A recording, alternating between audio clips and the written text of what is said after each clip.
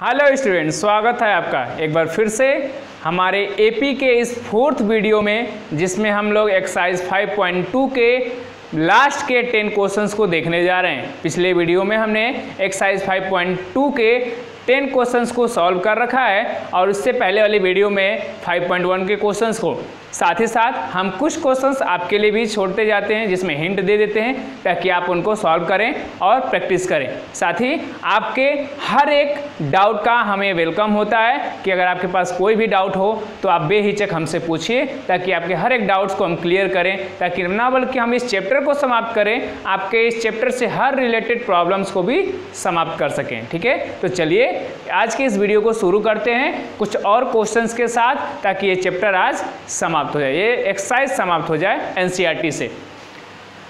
Question number 11 है exercise 5.2 का। कह रहा है which term of the AP, AP है 3, 15, 27, 39 dash dash dash will be 132 more than 54th term.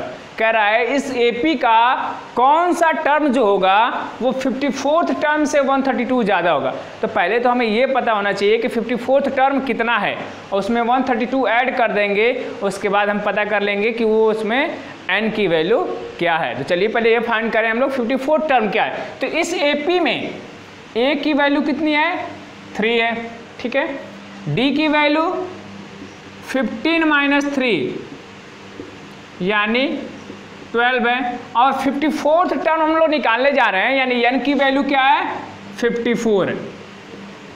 ठीक, तो Tn इक्वल्स टू यानी T54th equals to a plus n minus 1 into D. अगर आप ऐसे प्रैक्टिस में आ चुके हैं तो डायरेक्टली आप a प्लस 53d भी लिख सकते हैं। a की वैल्यू रख दें 3, d की वैल्यू रख दें 12 और इसको सॉल्व करें तो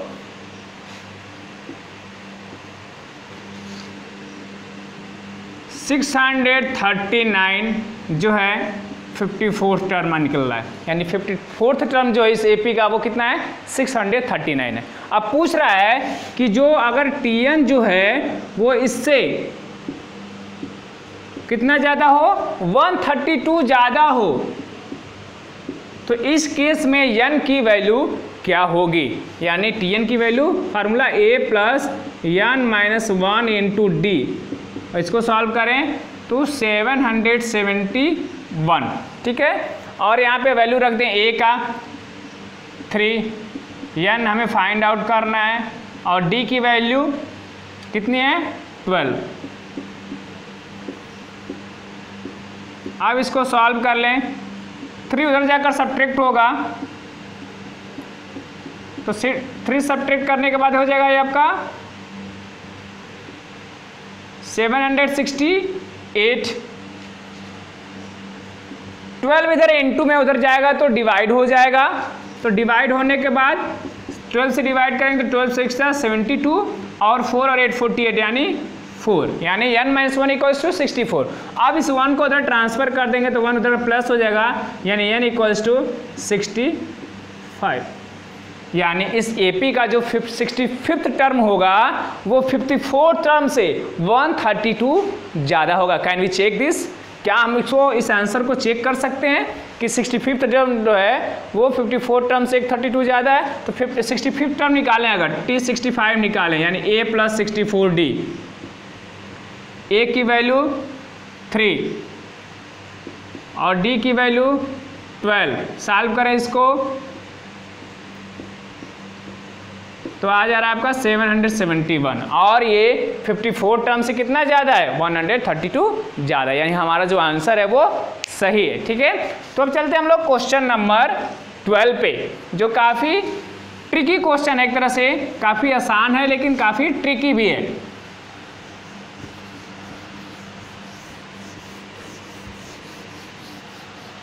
क्वेश्चन क्या कह रहा है, 2 APs have same common difference. तो कह रहा है 2 AP हैं जिनका कॉमन डिफरेंस सेम है। ठीक है, the difference between their 100th term is 100, उनके 100 टर्म के बीच का डिफरेंस जो है वो 100 है। तो what is the difference between their 1000 term, तो उनके 1000 टर्म के बीच का डिफरेंस क्या होगा। सपोज करिए कि एक एपी है जिसका फर्स्ट टर्म जो है स्मॉल है और दूसरे का कैपिटल है, और दोनों का जो कॉमन डिफरेंस है वो सेम है, यानी दोनों में जो डी है वो सेम है, डी ही है। ठीक, मान लीजिए इसके nth टर्म को हम लोग Tn से डिनोट करते हैं और इसके nth टर्म को कैपिटल Tn से।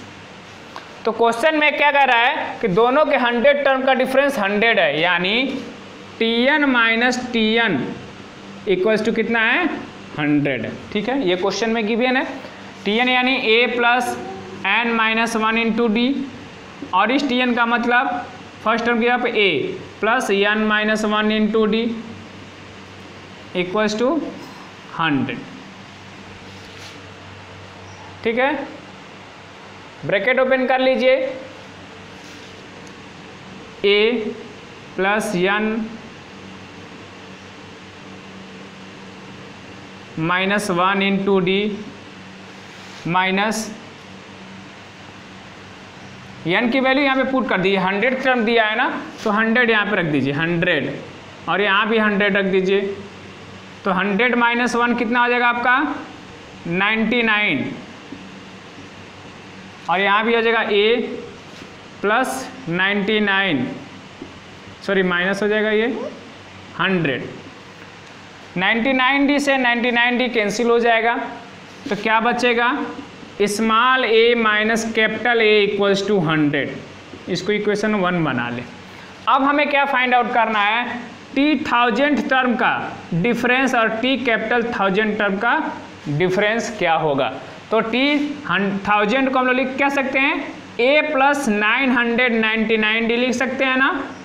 उसी तरह से कैपिटल वाले के लिए हम लोग लिख सकते हैं capital A plus 999d। Bracket open करेंगे तो 999d से 999d कट जाएगा, क्या बचेगा a माइनस a, और ये इक्वेशन 1 से क्या वैल्यू है 100, यानी आंसर क्या हो जाएगा 100 हो जाएगा। तो क्वेश्चन में पहले जब दे रखा था कि कॉमन डिफरेंस सेम है, तो जब कॉमन डिफरेंस सेम होगा तो उनका कभी भी 100 टर्म निकालें या 1000 टर्म निकालें, उनका डिफरेंस भी हमेशा सेम ही आएगा, 100 ही आएगा। आप 500 टर्म निकालिए, 25 टर्म निकालिए, कभी भी इनका टर्म का डिफरेंस लेंगे तो वो सेम होगा। ठीक है, चलिए अब देखते हैं हम लोग क्वेश्चन नंबर 13।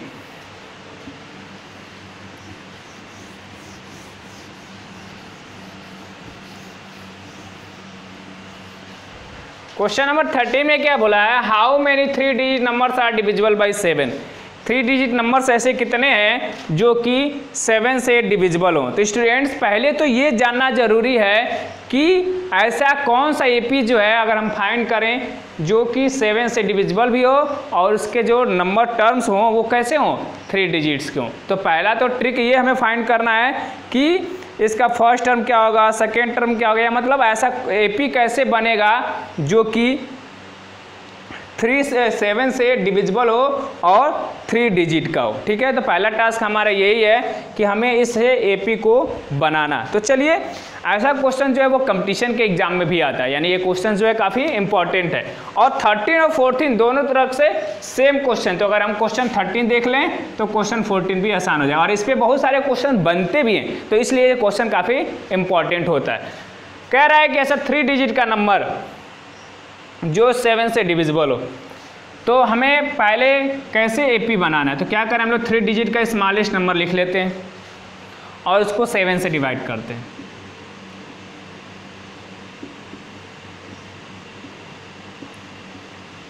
टू रिमाइंडर बचा। अब जो फर्स्ट टर्म जो होगा 3 डिजिट का जो 7 से डिविजिबल होगा वो क्या होगा, smallest term, smallest 3 digit number divisible by 7 equals to 100 हमने लिखा था। ठीक है, 2 रिमाइंडर आ गया तो रिमाइंडर को माइनस कर दिया तभी डिविजिबल होगा, लेकिन माइनस कर देंगे तो कितना डिजिट का हो जाएगा, वो 2 डिजिट का 98, तो उसमें 7 और ऐड कर दें यानी 105। यानी जो हमारा फर्स्ट टर्म होगा इस एपी का वो होगा 105, उसमें 7 जोड़ दें क्योंकि 7 से डिविजिबल निकालना है, तो 112, 119, 126 डैश डैश डैश। अब लास्ट नंबर जो होगा 3 डिजिट का यानी ग्रेटेस्ट नंबर जो कि डिविजिबल हो 7 से, उसको कैसे निकालेंगे? तो स्मॉलेस्ट जब निकाले थे तो 100 लिए थे, तो लार्जेस्ट लेंगे जब तो 999।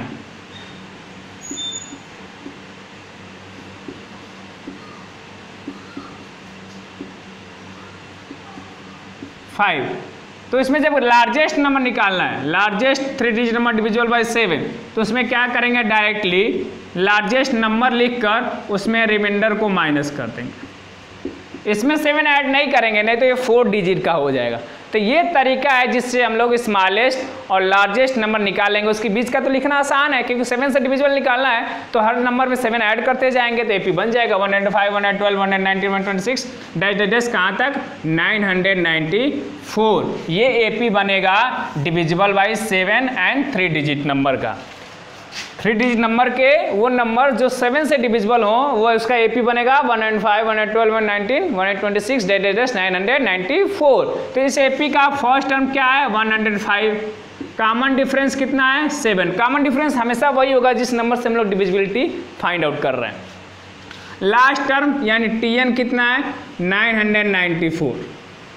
अब इसमें हमें n फाइंड करना है, पूछ रहे हैं कितने ऐसे नंबर हैं, तो फार्मूले में रख दें।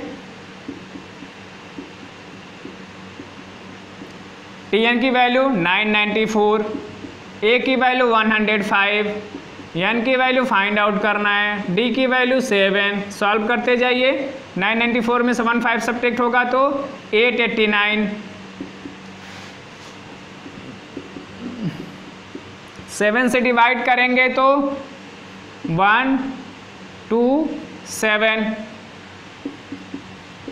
1 इधर अगर ऐड हो जाएगा तो n equals to 128, means there are 128 terms of 3 digit which are divisible by 7। ठीक है, तो ये था आपका क्वेश्चन नंबर 13। क्वेश्चन नंबर 14 कैसे सेम है? How many multiples of 4? Multiples of 4 का मतलब क्या हुआ? Divisible by 4। मल्टीपल्स आपका है या डिविजिबल बाई का है, बात सेम हुआ। लाई बिटवीन 10 एंड 250, 10 और 250 के बीच में से कितने नंबर हैं जो 4 से डिविजिबल हैं? तो 10 तो 4 से डिविजिबल है, नेक्स्ट नंबर क्या होगा? 12। 12 जो होगा हमारा फर्स्ट टर्म होगा 12, 16, 20 ऐसे लेते जाएंगे क्योंकि 4 से डिविजिबल है तो 4 ऐड करते जाएंगे। लास्ट टर्म 250 है लेकिन वो 4 से डिविजिबल नहीं है, तो उसको कैसे चेक करेंगे?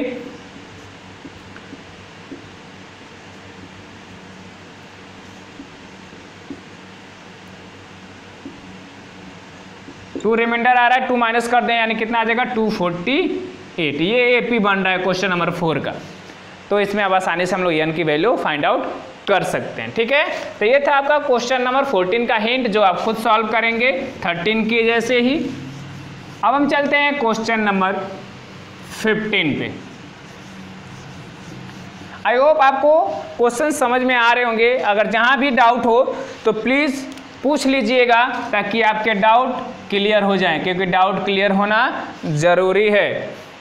क्वेश्चन नंबर 15 क्या है? For what value of n are the nth term of 2 APs 63, 65, 67 dash dash and 3, 10, 17 are equal. कह रहा है n के किस वैल्यू के लिए इन दोनों एपी का nth टर्म इक्वल होगा? तो 2 एपी हैं, एक है 63, 65, 67 डैश डैश डैश, दूसरा एपी है 3, 10, 17 डैश डैश डैश। इस एपी का फर्स्ट टर्म आपका 63 है। डी की वैल्यू कितनी आएगी? 65 माइनस 63 यानी 2। इसका फर्स्ट टर्म आपका है, कैपिटल ए लिख लें इसमें, 3। डी की वैल्यू इसमें क्या आएगी? 10 माइनस 3 यानी 7। क्या कह रहा है? दोनों का nth टर्म इक्वल है, तो इसका nth टर्म क्या होगा? a plus n minus 1 into D, यानी a की वैल्यू 63, n की वैल्यू नहीं पता है, d की वैल्यू 2। इसमें अगर nth टर्म निकालें तो a की जगह पे 3, n माइनस 1, d की जगह पे 7। अब अकॉर्डिंग टू क्वेश्चन दोनों का nth टर्म क्या है, इक्वल है, यानी 63 plus n minus 1 into 2 equals to 3 plus n minus 1 into 7। ठीक है, अब इस इक्वेशन को सॉल्व कर लें तो 63 3 इधर आ जाएगा और n माइनस 1 इंटू 2 उधर चला जाए, तो n minus 1 into 7 minus n minus 1 into 2, ये सॉल्व हो जाएगा तो 60 हो जाएगा।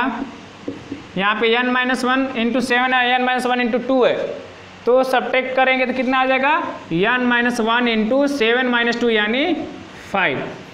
अब इस 5 से 60 में डिवाइड कर देंगे तो हो जाएगा 12, 1 को इधर ट्रांसफर कर देंगे तो हो जाएगा 12 प्लस 1 यानी 13, यानी इस एपी का 30th टर्म अगर निकालें दोनों का तो वो सेम आएगा। ठीक है, तो ये था आपका क्वेश्चन नंबर 15। ठीक है, अब चल रहे हैं क्वेश्चन नंबर 16 और 17, 18, 19, 20 पे। कुछ और क्वेश्चंस हैं यहाँ पे। क्वेश्चन नंबर 16, डिटरमाइन एपी, यहाँ पे एपी हमें फाइंड आउट करना है।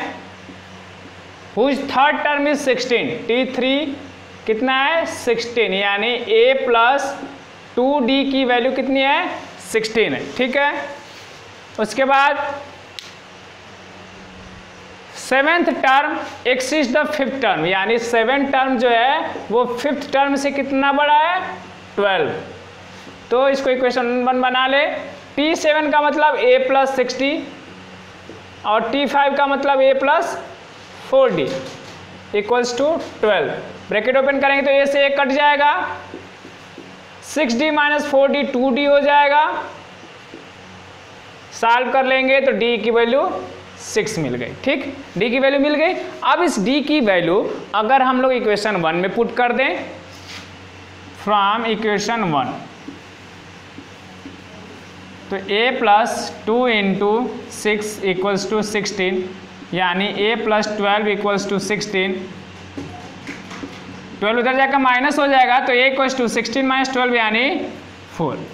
अब इस AP का हमें A और D दोनों पता है, तो जब भी किसी AP का A और D हमें पता हो तो हम लोग बाकी टर्म्स को भी निकाल सकते हैं। फर्स्ट टर्म 4 हो गया, सेकेंड टर्म क्या हो जाएगा 4 प्लस 6 यानी 10, थर्ड टर्म क्या हो जाएगा 10 प्लस 6 यानी 16, फोर्थ टर्म क्या हो जाएगा 16 प्लस 6 यानी 22। 4 टर्म्स लिख दिए, AP हो गया। तो हमने AP इक्वल टू लिखा, कौन सा AP मिला 4, 10, 16, 22 डैश डैश डैश। ठीक है, तो ये यहाँ से AP हम लोग आसानी से फाइंड आउट कर लिए क्वेश्चन नंबर 16 का। अब चलिए देखते हैं हम लोग क्वेश्चन नंबर 17।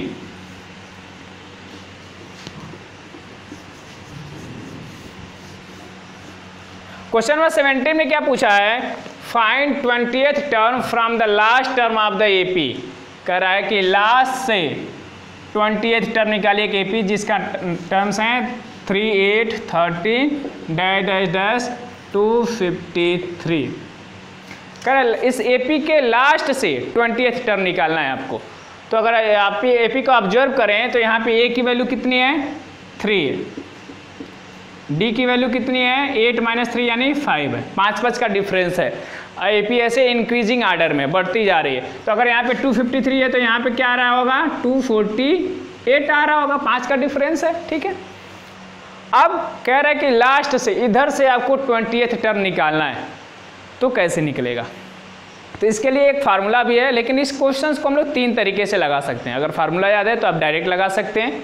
फार्मूला क्या है, जैसे मान लिया अगर कोई AP है तो उसका लास्ट टर्म हम लोग अगर L से डिनोट करें, first term from the last, तो सेकेंड टर्म फ्रॉम लास्ट क्या होगा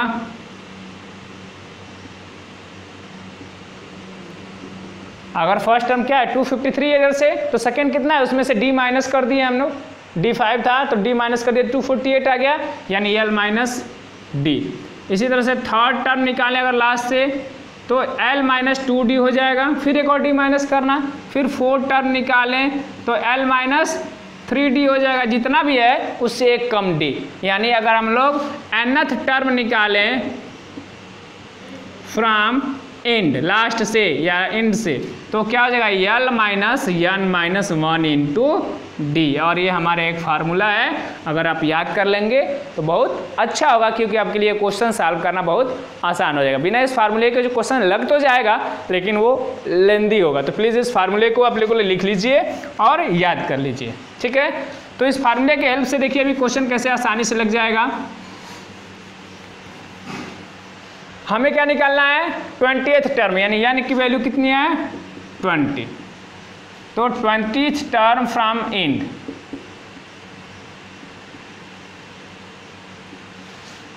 तो L की वैल्यू यहाँ पे कितनी है 253, तो 253 माइनस n की जगह पे 20 और D की जगह पे 5, सॉल्व कर लीजिए। 20 माइनस 1 19 इंटू 5 95, सॉल्व करेंगे तो इसका कितना आ जाएगा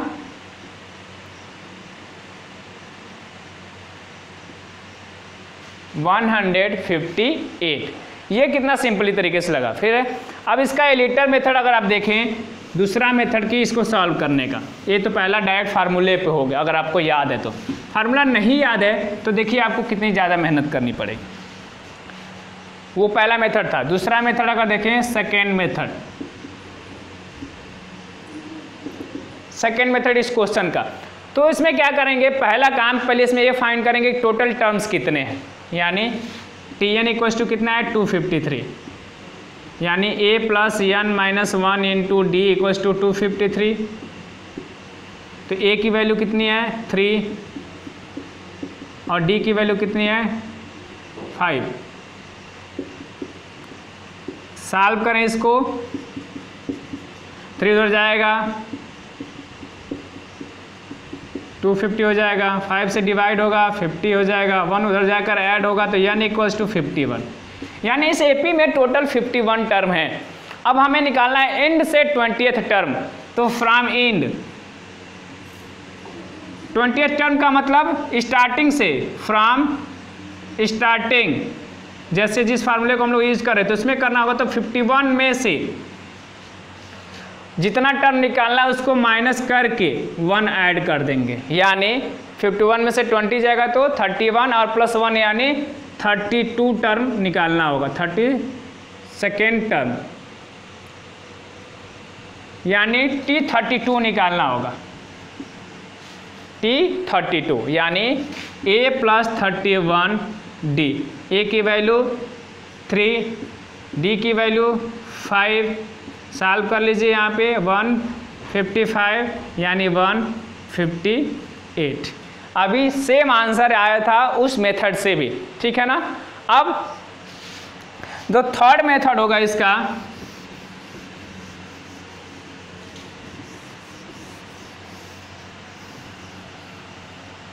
थर्ड मेथड ये है कि इस एपी को ही रिवर्स कर दीजिए, रिवर्स द एपी, तो क्या आ जाएगा, फर्स्ट टर्म 253 हो जाएगा, सेकेंड टर्म 248 हो जाएगा, थर्ड टर्म इससे 5 और कम 243 हो जाएगा, लास्ट टर्म क्या हो जाएगा 3 हो जाएगा, उल्टा हो जाएगा पूरा, जिसका फर्स्ट टर्म आपका 253 हो गया, डी की वैल्यू 248 माइनस 253 यानी -5 हो गया। अब इसका इधर से 20वां टर्म निकालना है तो T20 निकालना है, यानी a प्लस 19D निकालना है, a की वैल्यू 253 है, d की वैल्यू -5 है, सॉल्व कर लेंगे, सेम आंसर आ गया। तो आपने देखा कि इस क्वेश्चन को हम लोग कैसे 3 तरीके से कर सकते हैं, और आप अगर तीनों तरीकों को देखें हैं तो आपको लग गया होगा कि जो फर्स्ट मेथड है यानी फार्मूला बेस्ड मेथड है वो काफ़ी सिंपल है। तो बस एक मेहनत करना है, आपको फार्मूला याद करना है। फार्मूला भी कोई बहुत ज़्यादा टफ नहीं है, एक लाइन का फार्मूला है, आप आसानी से उसको याद भी कर सकते हैं। अगर आप याद कर लेंगे तो आपके लिए क्वेश्चन काफ़ी ईजी हो जाएगा, ठीक है। अब चलिए देखते हैं हम लोग question number 18। The sum of the 4th and 8th term, sum of 4th and 8th term is 24 and sum of 6th and 10th term is 44. Find first 3 terms of AP. First 3 terms निकालना है, यानी हमें ए और D की value की ज़रूरत होगी। तो उसके बाद फर्स्ट 3 टर्म क्या, फर्स्ट 3 100 टर्म्स, फिर 3 लाइक 100 टर्म्स निकाल सकते हैं हम लोग। तो इसको अगर सॉल्व करें a + 3d हो जाएगा और ये आपका a + 7d हो जाएगा इक्वल्स टू 24, यानी a + a 2d 2a 3 + 7 यानी 10d इक्वल्स टू 24। 2 से डिवाइड कर दें तो a + 5d equals to 12, equation 1। इसी तरह से इसको सॉल्व करें T6 से, यानी a + 5d a + 9d equals to 44। Add कर दें a 2a 9 5 14d, 2 से डिवाइड कर दें तो a + 7d equals to 22, equation 2। अब इक्वेशन 1 और 2 को सॉल्व करें तो a से a कट गया, 7d - 5d यानी 2d, 22 - 12 यानी 10 यानी d इक्वल्स टू 5। इस वैल्यू को 1 में पुट कर दें तो d की वैल्यू 5 रखने पर a की वैल्यू मिल जाएगी आपको -13। ठीक, अब हमें फर्स्ट 3 टर्म निकालने हैं। तो फर्स्ट टर्म इक्वल्स टू कितना हो गया आपका -13। सेकेंड टर्म क्या हो जाएगा a + d यानी -13 + 5 यानी -8 हो जाएगा। थर्ड टर्म क्या हो जाएगा a + 2d, a यानी -13, d यानी 2 × 5 यानी -3। तो फर्स्ट 3 टर्म्स निकल गए। डिफिकल्टी क्या थी, बस हमें a और d की वैल्यू को फाइंड आउट करने। ठीक है, तो ये हो गया आपका क्वेश्चन नंबर 18 तक। अब 2 और क्वेश्चन यानी 19 और 20 एक्सरसाइज के लास्ट 2 और क्वेश्चंस को देख लेते हैं। क्वेश्चन नंबर 19 क्या कह रहा है, Subba Rao started work in 1995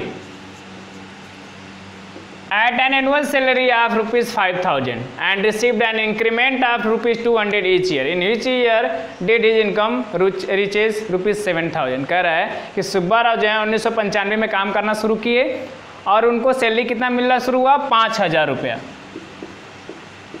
और हर साल उनको 200 रुपये का इंक्रीमेंट मिल रहा है। यानी पहले सैलरी अगर 5,000 थी तो फिर हो जाएगी 5,200, उसके बाद हो जाएगी 5,400 डैश।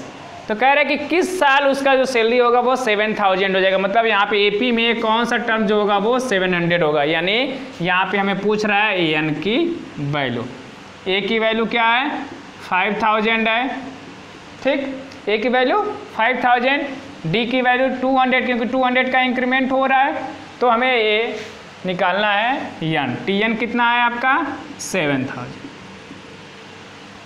अब फार्मूले में रख दीजिए T N equals to a + n - 1 into D. T N यानी 7,000, ए की वैल्यू कितनी है 5,000, डी की वैल्यू 200। ये 5,000 जरा का सब्ट्रैक्ट हो जाएगा तो 7,000 में 5,000 यानी 2,000।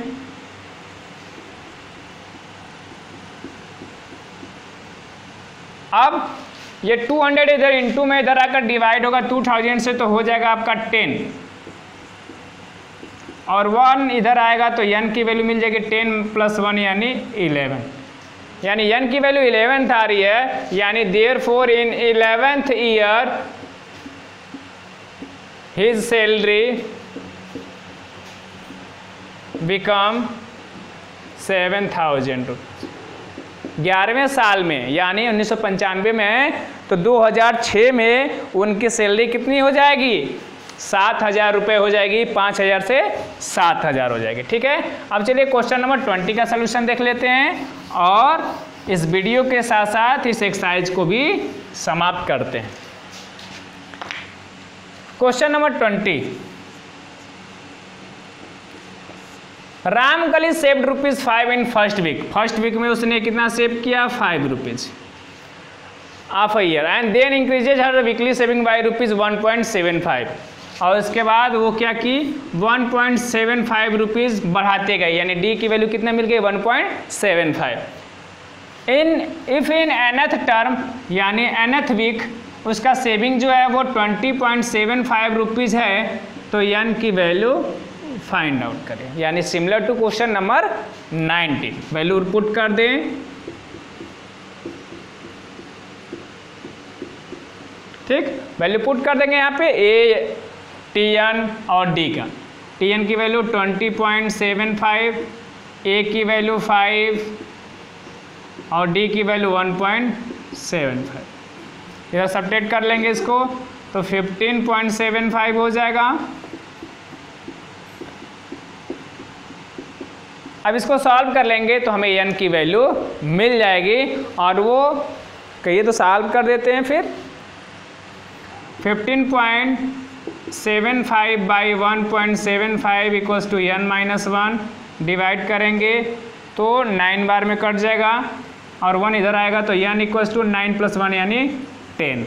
यानी 10th वीक में रामकली की जो सेविंग होगी वो क्या हो जाएगी 20.75 पर वीक हो जाएगी। यानी पर वीक वो इतना सेविंग करना शुरू कर देगी। ठीक है, तो इसी के साथ ये क्वेश्चन और ये एक्सरसाइज 5.2 NCERT से समाप्त होता है। आप बाकी क्वेश्चंस को सॉल्व करते रहिए, डाउट्स पूछते रहिए। आपके डाउट्स का वेलकम है, कमेंट्स का वेलकम है। वीडियो पसंद आएगा, उम्मीद है ऐसा। अगर आया है तो लाइक कमेंट कर दीजिए, चैनल सब्सक्राइब कर दीजिए, दोस्तों को शेयर कर दीजिए। मिलते हैं नेक्स्ट वीडियो में एक्सरसाइज 5.3 में। तब तक पढ़ते रहिए।